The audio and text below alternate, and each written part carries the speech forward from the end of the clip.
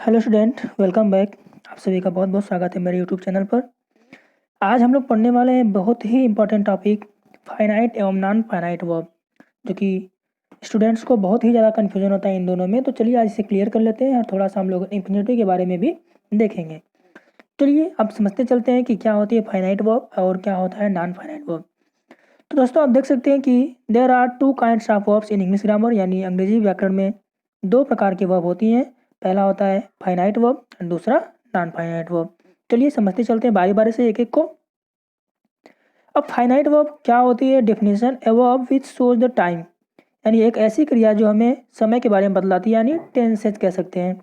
और a verb या फिर एक ऐसी क्रिया which is limited by number, जो कि व्यक्ति के द्वारा लिमिटेड होती है, यानी वह एक सीमा के अंदर रहती है। यानी जब वचन बदलेगा तो वह भी बदल जाएगी, व्यक्ति बदलेगा यानी फर्स्ट पर्सन, सेकंड पर्सन या थर्ड पर्सन के जो भी नाउंस या प्रोनाउंस आएंगे उसके हिसाब से वह चेंज हो जाएगी। और जेंडर बदलने पर भी वह क्या होती है? चेंज हो जाती है। तो उसे हम कहेंगे फाइनाइट वर्ब। यानी फाइनाइट वर्ब एक ऐसी वर्ब होती है जो किसी सब्जेक्ट के नंबर, पर्सन और जेंडर के हिसाब से चेंज हो जाती है। इतना समझ में आया आपको? चलिए आगे समझते हैं। एग्जाम्पल देख लेते हैं कि Neha rights letter.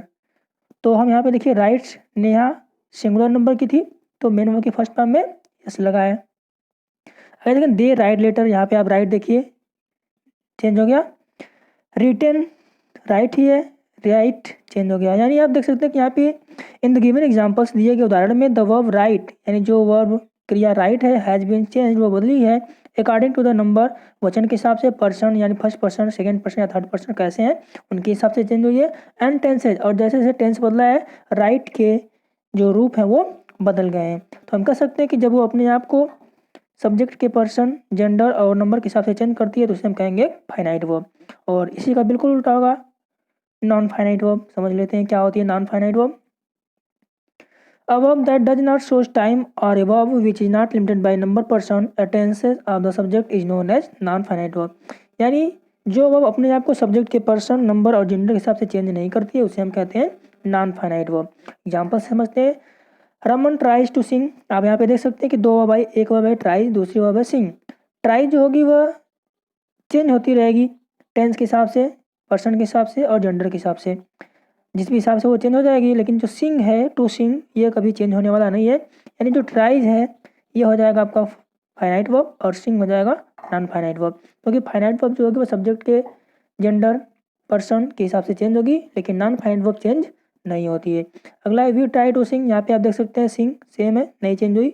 They try to sing, they will try to sing, I have try to sing. हमने टेंस भी बदल लिया, सब्जेक्ट के नंबर भी बदल लिया, लेकिन फिर भी टू सिंग कहीं चेंज नहीं हो रही, यानी ये नॉन फाइनाइट वर्ब है। तो in the given example the verb sing has remain unchange in spite of the change in number, person and tenses of the subject. यानी टेंसे में या फिर नंबर में या फिर पर्सन में बदलाव होने के बाद भी जो यह वर्ब है वो चेंज नहीं हो रही है, तो यह एक नॉन फाइनाइट वर्ब है। But the very try had change, लेकिन जो वर्ब ट्राई है वह चेंज हुई है, इसलिए यह होगी फाइनाइट वर्ब। आगे देखते हैं types of non finite verb. यानी नॉन फाइनाइट वर्ब के कितने भाग होते हैं? तो इसके तीन भाग होते हैं। पहला होता है इन्फिनिटिव, जिरंड और पार्टिसिपल। अब क्रम से समझने चलते हैं कि इन्फिनिटिव क्या होता है, जिरंड क्या होता है और पार्टिसिपल क्या होता है। Infinitive it is form by placing to before the root verb, यानी मुख्य क्रिया की जो फर्स्ट फॉर्म यानी जो मेन वर्ब होगी मुख्य क्रिया की, उसकी जो पहली अवस्था होती है उसके पहले अगर हम टू का, यानी मेन वर्ब की फर्स्ट फॉर्म के पहले टू का अगर हम लोग प्रयोग कर दें तो बन जाएगा इन्फिनिटिव। एग्जाम्पल है she wants to reach home quickly. देख सकते हैं यहाँ पे she wants to reach, main of की फर्स्ट फॉर्म के पहले टू का प्रयोग तो बन गया infinitive. To plus verb forms are infinitive. देखते हैं कुछ एग्जांपल, जैसे कि राइट को अगर हमें इन्फिनिटिव बनाना तो इसके पहले हम टू लगा देंगे, टू राइट। स्पीक को टू स्पीक, लव को टू लव, गिव को टू गिव, प्ले को टू प्ले। ठीक है, अब देखते हैं आगे gerund. It is formed by adding ING to the root verb, यानी मुख्य क्रिया में हम लोग आईएनजी जोड़ देंगे तो हमें मिलेगा जिरंड। और एग्जांपल है reading is pleasure for some people, यानी मेन वर्ब के फर्स्ट टाइम हमने क्या कर दिया, आईएनजी जोड़ दिया। और दोस्तों जो हम इसका हिंदी में मीनिंग निकालेंगे तो जो जिरंड होगा उसका हिंदी मीनिंग होगा ना, नी, ने, और यह एक नाउन के तरीके से कार्य करेगा।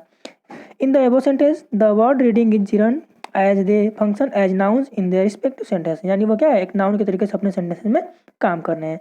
देख सकते हैं रूट वर्ब से हमें जिरंड कैसे बनाना है। राइट है, राइट से हो जाएगा राइटिंग, मेनू की फर्स्ट में आईएनजी लगा दिया। स्पीक से स्पीकिंग, लव से लविंग, गिव से गिविंग, प्ले से प्लेइंग। ठीक है दोस्तों, चलिए आगे देख लेते हैं पार्टिसिपल के बारे में। तो it is form by adding I N G to the root verb, यानी मुख्य क्रिया में आई एन जी लगाने से ही पार्टिसिपल भी बनता है। तो जिरंड और पार्टिसिपल में क्या अंतर होगा हम समझेंगे उसको भी। एग्जांपल देख लेते हैं पहले। The dying man called his sons to him, यानी जो मरने वाला आदमी था उसने अपने पुत्र को बुलाया, अपने पास बुलाया। तो डाइंग मैन यानी मैन की, यहाँ पे आप देख सकते हैं कि मैन की विशेषता बतला रहा है क्या, डाइंग, यानी व्यक्ति कौन सा, मरने वाला। तो जो पार्टिसिपल होगा मेन की फर्स्ट में एनजी लगाने से, यानी वो प्रेजेंट पार्टिसिपल बनेगा, और जो प्रेजेंट पार्टिसिपल होगा वह एडजेक्टिव के रूप में काम करेगा। तो in the sentence the word dying function as an adjective for the qualify their respective nouns man, hence they are called participle, यानी वह अपने सेंटेंस में आए वाले नाउन के क्वालिफाई करेगा, अपने आने वाले नाउन को क्वालिफाई करेगा, उसकी विशेषता बदलाएगा, तो हम कहेंगे क्या है, एडजेक्टिव।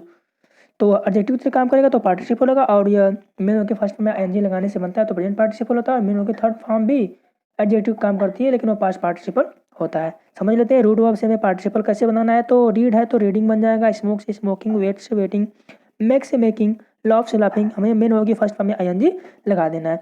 हम देख लेते हैं कि जिरंड और पार्टिसिपल में अंतर क्या होता है। तो difference between gerund and participle समझते हैं क्या होता है। The gerund and the participle have the same form, यानी जिरंड और पार्टिसिपल एक ही रूप में है, but gerund is verbal noun, लेकिन जो जिरंड होगा वो एक नाउन तरीके से काम करेगा, and participle is verbal adjective, और जो पार्टिसिपल होगा वो एडजेक्टिव तरीके से काम करेगा। एग्जांपल समझते हैं। रीडिंग इंक्रीजेज आवर नॉलेज, हम देख सकते हैं कि पढ़ना हमारे ज्ञान को बढ़ाता है, यानी पढ़ना हमारे ज्ञान को बढ़ाता है। हमने कहा था कि अगर वो जिरंड रहेगा तो आपको किसका सेंस देगा, ना नी ने, यानी अगर जिरंड रहेगा तो ना नी ने इसका सेंस देगा। तो रीडिंग इंक्रीजेज आवर नॉलेज, यानी पढ़ना ना आया तो यह जिरंड का काम करेगा। और दूसरा reading the newspaper he set in the chair, कह कि न्यूज़पेपर को पढ़ते हुए, अखबार को पढ़ते हुए, ही सेट इन द चेयर, और कुर्सी पर बैठ गया। रीडिंग द न्यूज़पेपर वो विशेषता बदला रहा है किसकी, उस प्रोनाउन ही की, कि वह अखबार पढ़ता हुआ था। ठीक है, तो यहाँ पे देखिए एडजेक्टिव काम किया, और जब भी एडजेक्टिव का काम करेगा तो वो पार्टिसिपल होगा, और जब जिरंड होगा तो वो नाउन का कार्य करेगा। In the first sentence reading is a gerund because it is the subject of a verb, यह क्या है, सब्जेक्ट है, एक नाउन तरीके से काम कर रहा है। But in the second stanza, reading the newspaper is a participle because it qualifies the noun, so the pronoun he as an adjective। और सेकंड में जो reading the newspaper है वो क्वालिफाई कर रहा है किसको, प्रोनाउन ही को, तो एडजेक्टिव तरीके से काम कर रहा है, और वो क्या बन जाएगा, पार्टिसिपल। जो पसंद है तो प्लीज लाइक कमेंट और शेयर जरूर करें, हमारे इस चैनल को सब्सक्राइब अवश्य कर लें। धन्यवाद।